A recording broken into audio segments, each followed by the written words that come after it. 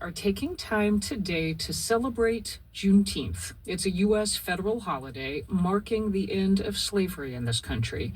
President Lincoln's Emancipation Proclamation officially took effect on January 1st, 1863, but that, of course, was in the middle of the Civil War. So it wasn't until 2.5 years later, on June 19th, 1865, when Union troops arrived in Galveston, Texas. It wasn't until then that all enslaved Black people in the country were, in fact, proclaimed free. It would take over a century more for Juneteenth to be recognized as a federal holiday. President Biden did that in 2021, the culmination of years of campaigning by activists, including by our next guest, Opal Lee. She's a community leader in her native Texas and also known as the grandmother of Juneteenth. Opal Lee, welcome to All Things Considered. Thank you. And I'm just delighted to be on your show. We're delighted to have you with us. I want to start by making sure that people know about something you did in 2016. You were 89 years old at the time, and you set out to walk from your home in Fort Worth, Texas, all the way to Washington, D.C. That is 1,400 miles. This was part of your push to make Juneteenth a holiday. I felt like if a little old lady in tennis shoes was walking from Fort Worth to Washington, D.C., somebody would take notice. Yeah. And they did. Yeah. They did. And you did it, how, 2.5 miles a day? Tell me why that number. Well, 2.5, it represented 2.5 years that the enslaved didn't know they were free until General Gordon Granger made his way to Galveston. And he read what's known as General Order Number 3 that said, all enslaved are free. Well, he took that and nailed it to the door of what's now Reedy Chapel, African Methodist Episcopal Church. Mm-hmm. And when the enslaved came in from their work and somebody read that to them, they started celebrating, and we've been celebrating ever since.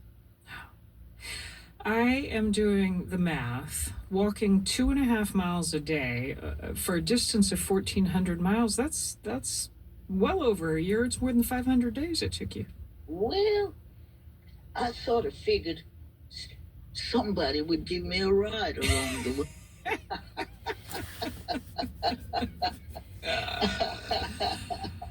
Did people open up their homes to you along the way? Where'd you stay?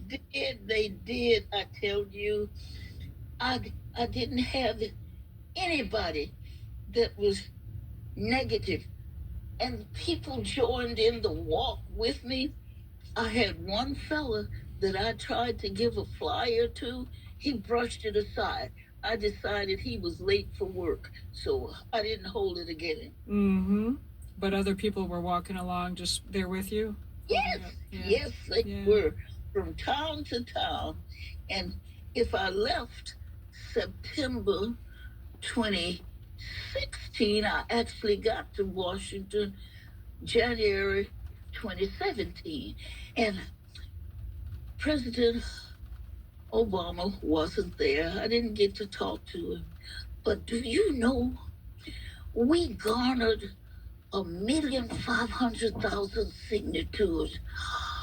Mm-hmm. And we took that to Congress, and we were invited to the White House to see President Biden sign Juneteenth into law. Oh, I was a happy camper.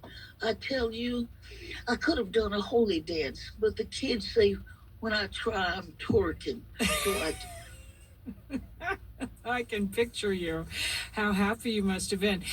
I saw that President Biden just awarded you the Presidential Medal of Freedom just last month. When he draped that medal on you, what went through your mind?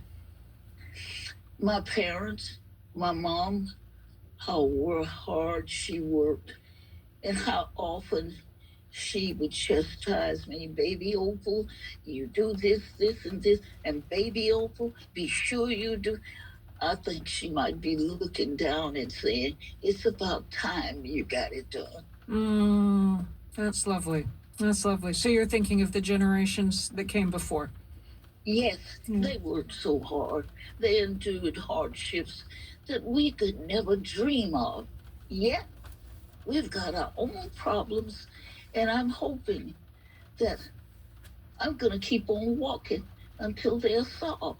We've got homelessness and joblessness and health care that some of us can get and others can't, and climate change that we are responsible for. I just think if we don't do something about climate change, we're all going to hell in a handbasket. So, on the civil rights front, what does activism look like for you today?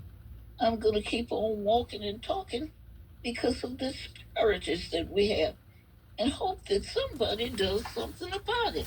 To be a whole people, to be one people, is a goal that hasn't been realized yet. I want to be here when it happens. Yeah. I mean, I guess that's the last thing I want to ask you. You've worked so hard for Juneteenth to be recognized, for everybody in our country to know what it is, for it to be a federal holiday. What does it mean to you, knowing, hey, I helped do this? Oh, no, what it means that there's many things that still need to be done, and you can't rest on your laurels. You have to get busy doing them. And for me, I don't have that much time.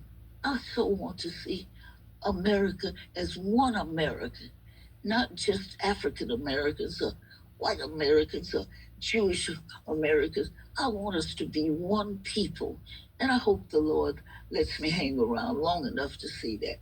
And you still walk 2.5 miles every Juneteenth? Well, I did last Juneteenth. Let's see if I can do it this Juneteenth. I'm really going to start. We've been speaking with Opal Lee, the grandmother of Juneteenth. This was a total pleasure. I'm inspired. Thank you, and happy Juneteenth. And happy Juneteenth to you, too. And a quick update, Opal Lee did, at age 97, walk this Juneteenth. Her team says she walked and used a golf cart part of the way to cover those symbolic 2.5 miles.